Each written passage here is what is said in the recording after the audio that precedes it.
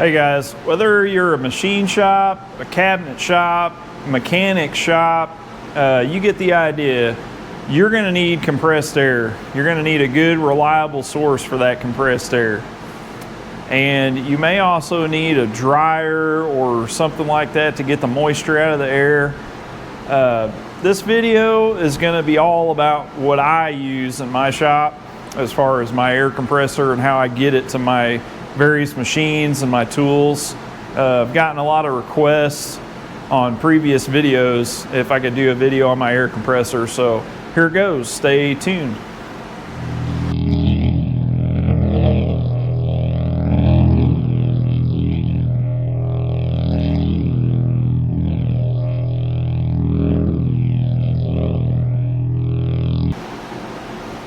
All right, right behind me in that room is my air compressor, and I built a room around it so I didn't have to listen to it. I don't have a rotary screw compressor. I've got a standard reciprocating style compressor in there, and it's loud. So I built an uninsulated room around it, and it works awesome. I still hear it, but it's not horrible. But let's take a look and see inside this room. Actually, first, let me show you what I've done on the outside. So over here, I installed this louver, and that just pulls air from the shop into the compressor room. And then if we go in the room itself, you'll see that I have a switched exhaust fan that actually pulls the air from inside the shop into this room and exhausts all the hot air that these compressors generate inside of this room. But my main compressor is this Emax Industrial Plus 120 gallon reciprocating compressor. It's got a 10 horse single phase motor. And I know this is probably another one of those overkill things that I'm known for, but I didn't want this thing to be running all the time. And I actually, when I started my shop, this is the only compressor I use. This is a 60 gallon Ingersoll Rand, and this thing is, pushing 20 years old now. And it actually still works, but I just keep it as a backup and as an auxiliary tank. If you see, I've got lines that go over to my other main compressor, so I'm able to actually have 180 gallons of air I use as an auxiliary tank. And behind my compressor, I have one of those solenoid valves for a drain that drains, I think every 30 minutes to 45 minutes is what I have it set on. But it goes to the outside, and I actually have both tanks plumbed to that drain. And those things work great. I think I got mine off MSC. I'll post a link or a picture or something on that. But once again, it's the Emax Industrial Plus, and I believe I ordered this through Northern Tool, and it was delivered freight. All right, so now we're outside of that room, and I'm just going to show you how I have this plumbed in my shop. I've got this 1-inch rubber hose going to a water separator type regulator, and this regulates all of the air going to the entire shop. And you know, a lot of people ask me if I have a dryer, and I don't. All of my machines have similar water separators, and you know, knock on wood, I haven't had any trouble so far with water in my air lines. I've got some other drains that I'll show you here in a minute, but I haven't had any trouble with too much moisture in my air. You know, some shops you can actually see water spraying out of the air nozzles, but this works for me, so I don't need a dryer yet.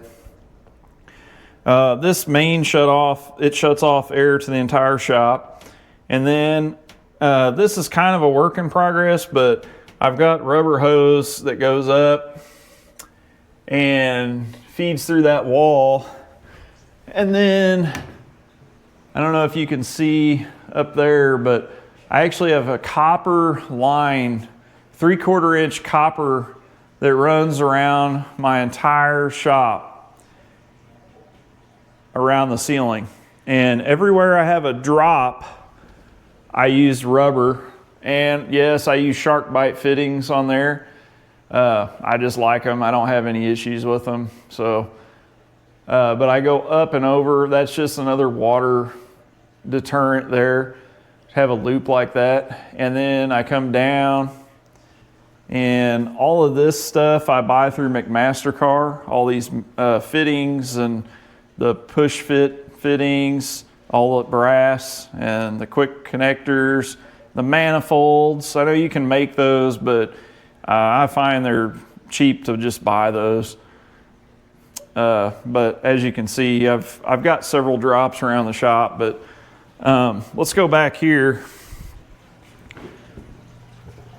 So these are the other drains I was telling you about. So, you know, I've got the rubber hose going around, but then, you know, I've got all this copper, and there's valves everywhere too, so I can turn off certain runs. But as you can see, I use copper to come down on some of these drops, but I've got these drains, and I haven't cracked this one in a while.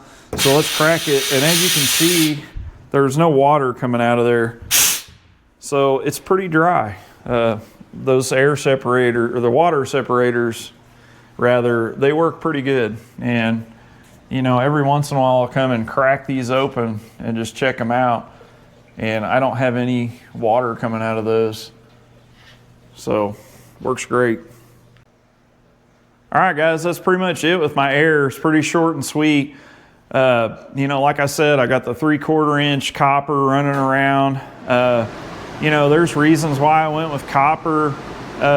Basically, it was what could I get at my local stores. I didn't want to use PVC, and you know, the Ready Airlines, the blue airlines that all the bigger shops use, was all their fittings are really expensive, and shark bite fittings were more reasonably priced. And you know, copper doesn't rust like iron pipe does, and I just wanted something better than PVC, but more readily available than the aluminum lines that you can get. So that's why I went with copper. And you know, I might someday switch to a rotary screw, but not anytime soon. I just don't think I run at the capacity for a rotary screw yet. I know Haas is coming out with, or they already have, a variable speed rotary that, you know, we may look into when it comes time to get a new compressor. But for now, you know, the reciprocating Emax is working great. So I'm going to stick with it. It seems to be working fine. It does everything I need it to do.